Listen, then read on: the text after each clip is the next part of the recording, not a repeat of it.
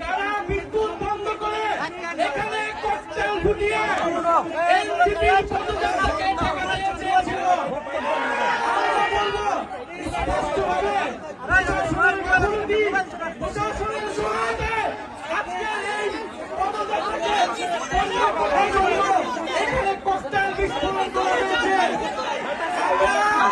এই সরকারকে, এই স্বরাষ্ট্রমন্ত্রীকে হুঁশিয়ার করতে চাই, বলতে চাই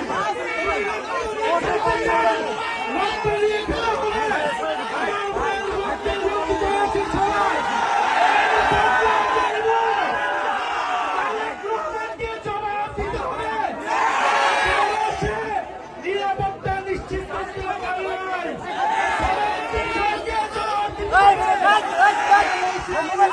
নিশ্চিত করতে পারে নাই।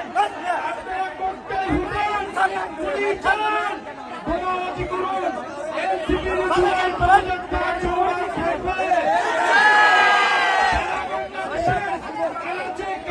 প্রত্যেকটা উপজেলায় আমরা জুলাই পদযাত্রা নিয়ে যাব, জনমতের গণনায় বাস্তবায়ন করব, হত্যাকারীদের বিচার নিশ্চিত করব এবং সীমান্তের সুরক্ষা সহ তরুণদের কর্মসংস্থান সকলভাবে আমরা নিশ্চিত করব।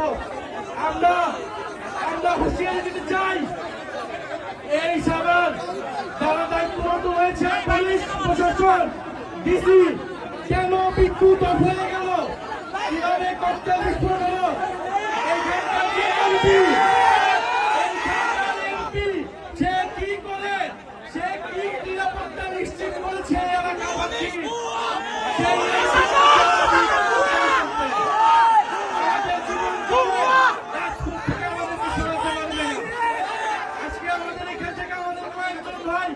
গুরুতর আহত হয়েছে।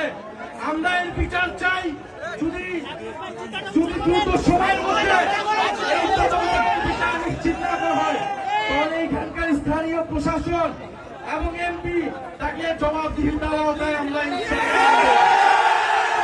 এনসিপির পদযাত্রা চলমান থাকবে।